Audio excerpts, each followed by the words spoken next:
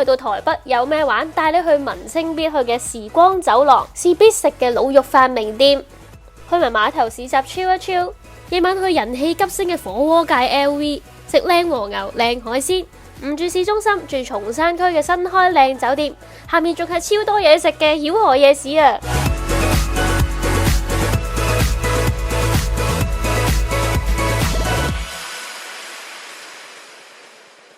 ！Hello， 大家好，我係沙朗。咁耐冇嚟台灣，今次一定要介紹啲好嘢俾大家。Hello， 我哋而家到咗台北嘅桃園機場啦。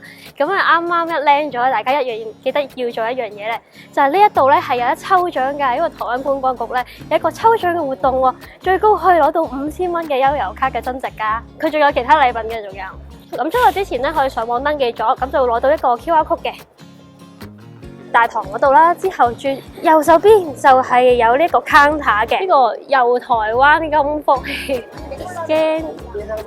好，咁啊，冇得玩就冇啦，完咗啦，因為你低能咯。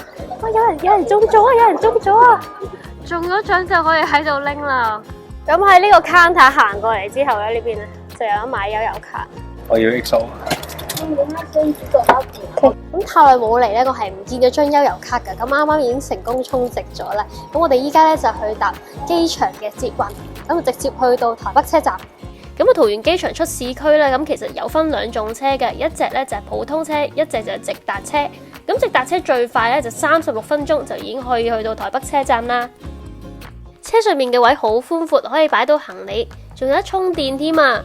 比起我好耐之前咧，又搭巴士出去咧，真係舒服好多。而家我哋喺台北車站啦，我哋第一樣嘢要做咧就係 keep 好行李，之後就去食滷肉飯啦。好靚啊！嚟到機場捷運嘅台北站上面係有一擺行李㗎，但係記得啦，就千祈唔好好似我哋咁咧，諗住行到去台北車站先去擺行李，嗰邊咧係 full 晒㗎啦，啲 locker 已經。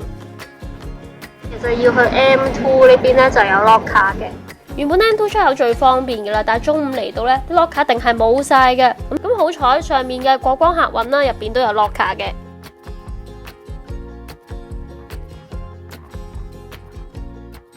擺完行李之後，我哋準備出發去台北車站附近嘅文青小區。行街之前梗係要醫咗肚先啦。途中經過呢度咧，就見到越嚟越古舊嘅建築。呢度就係太原路華陰街一帶啦，即係好似去到以前台劇嘅場景咁啊！原來喺入邊咧隱藏住一間好熱門嘅滷肉飯店。我哋嚟到呢間大道食滷肉飯啦，咁係我揀嘅一間小店嚟嘅，咁但係估唔到呢度都要排隊喎。呢度我見到個網上嘅 comment 咧都係幾唔錯啦。我台灣嘅朋友話咧，佢哋一般揀餐廳就會睇 Google 嘅 comment。咁見到佢個 turnover 都好快啊，咁我哋都可以排一排啦。等一落機就食到滷肉飯，呢一間就真係最近台北車站，而且佢開業超過60年。我以為佢係小店，原來佢係好出名㗎。這個的話就是可以選回收哦，比較想吃這個。呢度價錢咧真係令我好震驚啊！30-40蚊就已經食到啦。呢度嘅滷肉飯被譽為黑金滷肉飯。據聞佢仲曾經係總統國宴嘅指定餐點嚟添啊！仲加埋呢個邪惡流心荷包蛋，呢個肥肉比例比較多嘅，大概9:1啦。好彩佢係幾細碗下嘅，食完咧都唔會覺得好滯。不過最令我意想唔到嘅，仲有一樣係比呢度嘅滷肉飯更加好食嘅，就係呢個店員推介嘅腿富飯。呢腿富飯顧名思義就係豬大髀嘅肉，瘦肉部位又唔會好硬。肥肉部位又好嫩滑，滷肉飯唔算好驚喜，但係個腿富飯都真係好好食啊！呢條呢就係南京西路啦，咁我哋沿住一路行呢，就去到前面大稻埕嘅。沿途都有好多呢啲咁嘅小店啊，除咗啱啱嘅滷肉飯之外啦，由滷肉飯店再行10分鐘，行到去塔城街同南京西路交界。咁呢度向北咧就去到涼州街，都係一個勁大嘅商圈，行咗一日都行唔完啦。食人行呢條叫，哇好靚啊呢啲！我好中意呢個近住永樂市場附近嘅小巷，即人行。附近有幾間文青手作店，我又忍唔住啊！呢個台灣職人嘅包包，亦有古舊住宅改裝成為嘅咖啡店。想食好西喺永樂報業商場附近呢，就最多嘢食啦。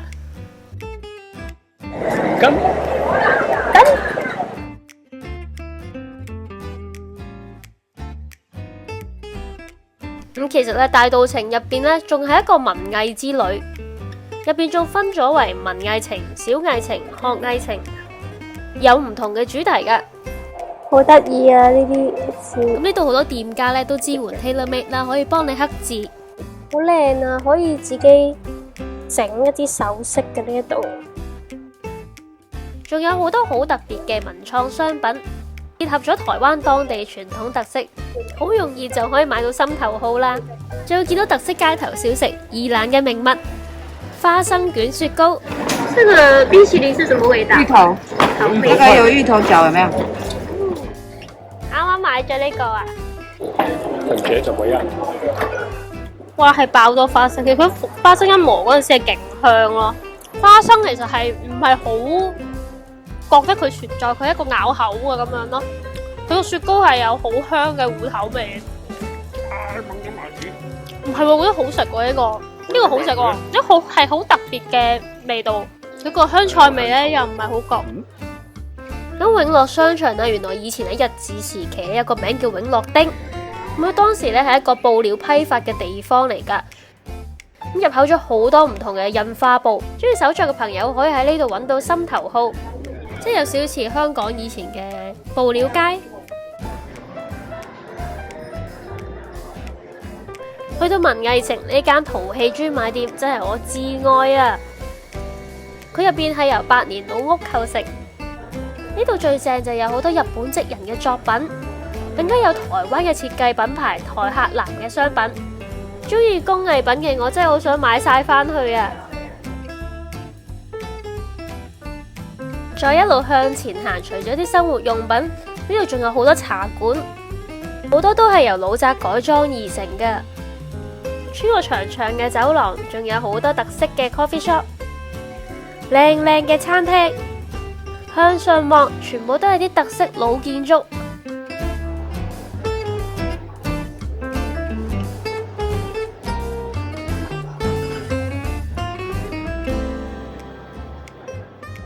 只可以講呢個商圈實在太大啦，我同 Frankie 已經冇乜點樣停到，行咗2-3粒鐘啦，都終於頂唔順啦。頂唔順你要搭的士啊！好熱。另一個一定要去嘅地方呢，就係大稻埕碼頭，佢隔籬就係淡水河，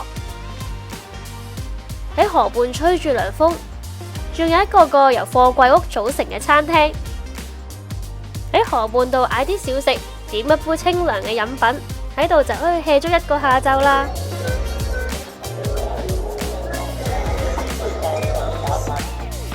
呢度嘅餐廳都好有海岸嘅風情，通常都係買一啲大家手拎住就可以食到嘅嘢啦，披薩、炸魚薯條、雪糕、串燒等等。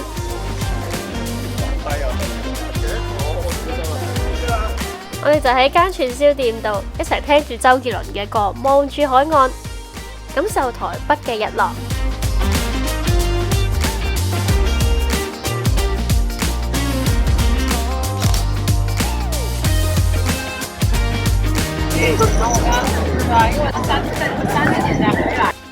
咁呢一晚呢，其實我哋約咗朋友仔食飯嘅，咁我哋就由北門啦搭翻去忠孝復興路。呢間餐廳本身有幾間連鎖店嘅，但係呢日呢，淨係得呢一間有位嘅咋。咁點解千辛萬苦都要嚟食呢？原來呢一間鋪頭被譽為火鍋界嘅 LV。Hello，我約咗台灣嘅朋友仔啦嚟呢間叫做骨式嘅火鍋店。咁呢間火鍋店呢，喺台灣嚟講呢，叫做係火鍋界嘅 LV 啊，所以咧今次一定係要試一試呢間究竟係有幾咁出色啦。咁呢間主打咧就係日式火鍋，咁除咗單點之外咧，呢度嘅 set 咧都好抵食嘅，兩個都係海鮮嘅，之後我哋再追加咗幾份牛咁樣啦，咁其實係可以咁樣點嘅，都會一人一個鍋嘅。咁咧每一個 set 咧就已經有晒湯啊、前菜啊、甜品等等，我哋可以 share 食嘅。見個前菜咧都整得好精緻，味道都唔錯㗎。不過咧都唔夠佢啲和牛咁正。佢嗰個係 sukiyaki 啦，我哋點咗個 M9同埋日本牛板腱。咁我哋有個火鍋啦，咁我同我 friend 都有個火鍋。哇！呢個打卡感滿滿啊！帶子啦、魷魚啦、鮑魚啦、紅條魚、鱸魚，非常豐富。佢話叫做蝦菇嘅物體啦，唔知係咩蝦。有一個很帥的，但佢幫你準備啲嘢食嘅，好靚仔，好大隻啊！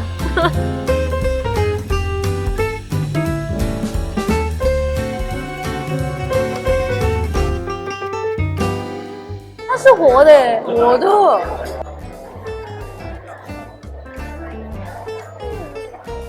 牛好正咯，牛好食。啲海鮮都新鮮嘅。我中意嗰隻日本嘅牛板腱啦，嗰個好食啦。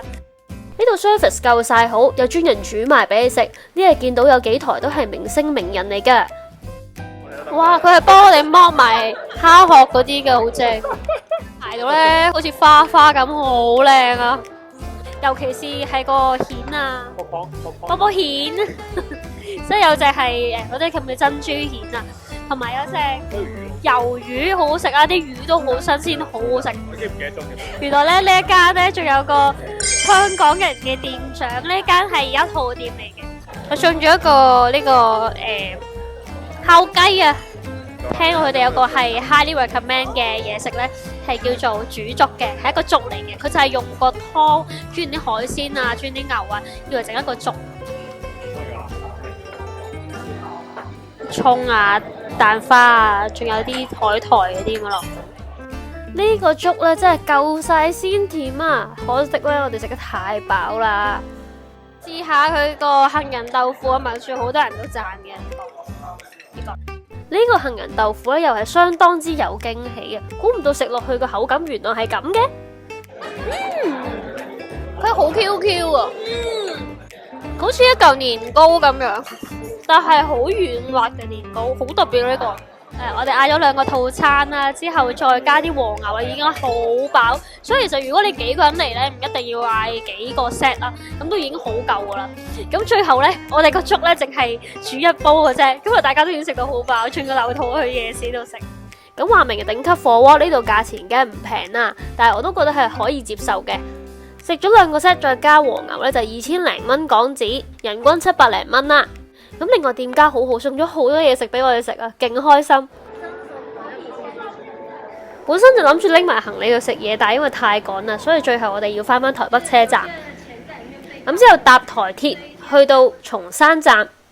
我之前都冇為意，原來台鐵個樣咧同日本啲火車好似嘅。咁由台北去松山站咧，只係10分鐘嘅車程嘅啫。間酒店就喺西口嘅，因為都係近住曉河街嘅夜市嗰邊噶。咁我哋呢一晚嘅酒店咧，距離車站大概係3分鐘嘅腳程。台北嘅啲連鎖酒店，我覺得幾唔錯噶。例如呢間意社酒店啦，我覺得幾好嘅。咁佢好多地區咧都係有分店噶。咁松山站呢間都新新地嘅，咁啊2016年先開張嘅啫。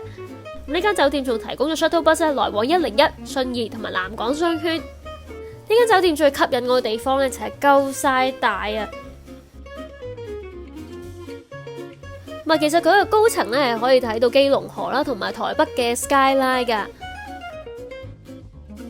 個房型係用 studio flat， 梳洗位啊夠晒大，廁所同淋浴區係乾濕分嚟噶。朝早就唔驚爭廁所啦。呢個浴室嚟嘅，咁我發現佢哋咧有對免費嘅拖鞋，覺得幾好啊！酒店喺呢邊啦，咁我哋行去曉河夜市咧就係嗰邊，咁就再轉彎就係啦。就算唔去大稻埕，唔去骨式火鍋店，喺呢度附近行一樣好多嘢玩。咁呢個松山捷運站4號出口呢，嗰一條馬路就係曉河夜市啦。有說曉河夜市啦係台北嘅 No.1， 不過當然啦，人人嘅 No.1 都唔同嘅。係咪真係咁正？真係要試咗嘢食先講啦。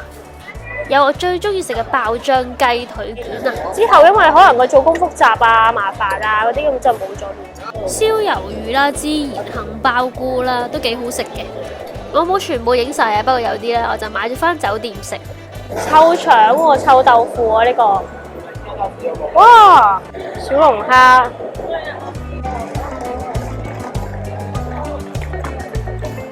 冇喺其他夜市食過呢一嚿咩，即係醬汁煮螺肉啦，呢隻個味道係幾香嘅，其實係唔係食落去好爽脆啦，佢醬汁好獨特噶，呢個可以試下，因為真係唔係出邊夜市常見到嘅嘢食嚟。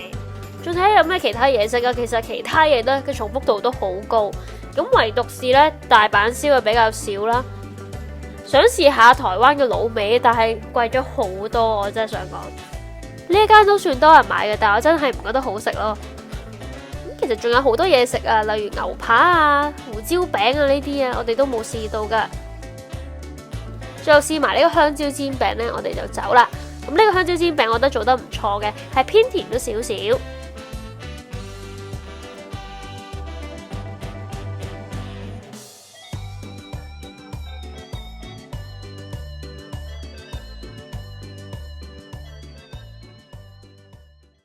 下集介紹台北新玩法，出發去近郊漁港睇特別嘅地理景色，試埋漁港特色美食，玩有海邊絕景嘅鐵道單車，入住型價嘅和風酒店，夜晚喺漁港度拍拖食晚餐。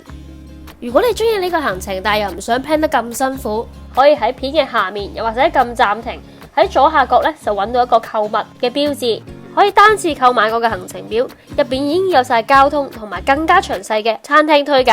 行程指南50% 嘅收益咧會用作慈善嘅用途噶。